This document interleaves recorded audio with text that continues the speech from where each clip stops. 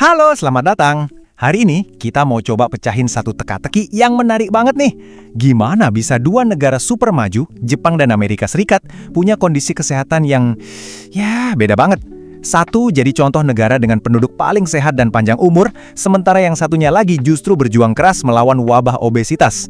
Yuk kita kupas tuntas misteri ini. Jadi, apa sih rahasianya? Kok bisa ada jurang kesehatan yang dalam banget antara dua negara ini? Nah, dalam beberapa menit ke depan kita bakal sama-sama cari tahu jawabannya. Siap? Oke, kita langsung mulai dari data yang paling bikin kaget. Coba lihat angka ini deh. Tingkat obesitas orang dewasa di Amerika itu hampir 40%, sementara di Jepang cuma sekitar 4%. Iya, beneran, Anda nggak salah lihat. Bedanya itu hampir 10 kali lipat. Gila kan? Nah, angka inilah yang jadi awal dari semua penelusuran kita. Biar kita paham betul, kita akan lihat dari 5 sisi. Pertama, kita cek angkanya. Terus, kita intip apa isi piring mereka. Ketiga, kita lihat gaya hidupnya. Keempat, kita dalami budayanya. Dan yang terakhir, paling penting, apa yang bisa kita ambil pelajarannya buat kesehatan kita sendiri. Oke, bagian pertama, angka-angka. Angka 40% lawan 4% tadi emang udah luar biasa ya. Tapi yang lebih bikin kaget lagi, ternyata masalah ini tuh nggak muncul tiba-tiba pas mereka dewasa.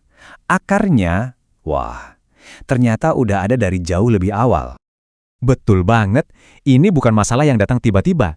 Fondasi kesehatan itu kan kayak kita bangun rumah ya, harus kuat dari awal. Mau itu fondasi yang kokoh atau yang rapuh, semuanya itu dibangun dari masa kecil.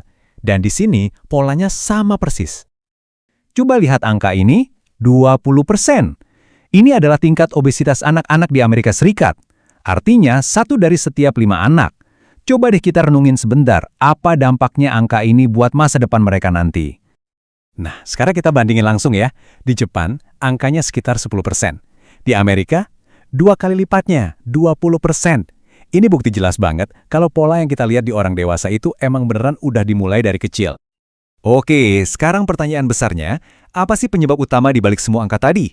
Jawabannya, tentu aja dimulai dari apa yang kita makan setiap hari. Yuk, sekarang kita bedah isi piring orang Jepang dan Amerika. Di satu sisi, kita punya pola makan tradisional Jepang. Ini isinya banyak ikan, sayur-sayuran segar, tahu, tempe, rumput laut, sama makanan fermentasi yang bagus buat perut. Nah, di sisi lain, kita lihat pola makan modern Amerika.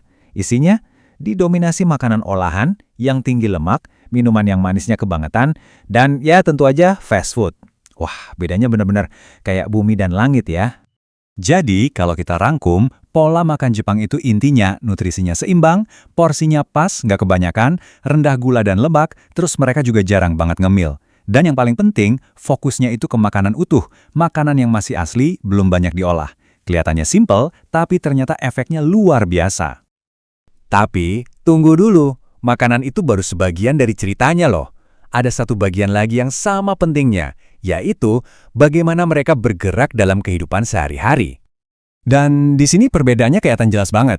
Di Jepang, gerak badan itu bukan sesuatu yang dijadwalkan di gym. Itu udah jadi bagian dari hidup. Banyak banget yang jalan kaki atau naik sepeda buat kemana-mana.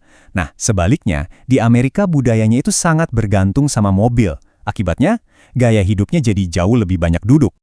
Nah, ini dia kuncinya. Ini bukan soal olahraga berat 1 jam terselesai, tapi soal gerakan-gerakan kecil yang konsisten sepanjang hari.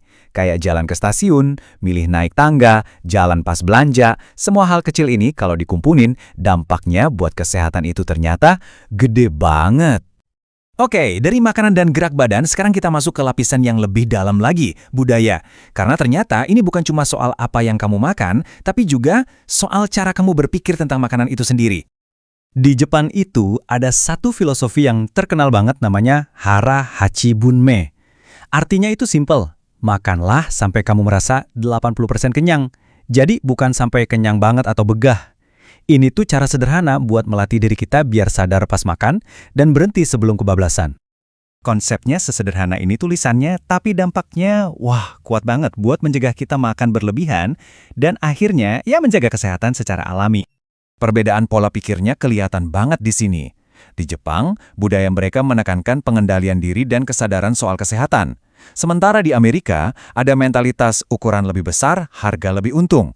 Jadi porsi jumbo itu dianggap bagus. Ditambah lagi, iklan cemilan di mana-mana, agresif banget. Oke, setelah kita lihat semua perbandingan tadi, terus apa dong pelajarannya buat kita? Nah, ini bagian yang paling penting. Gimana caranya kita bisa menerapkan semua prinsip tadi dalam hidup kita sehari-hari dimanapun kita tinggal?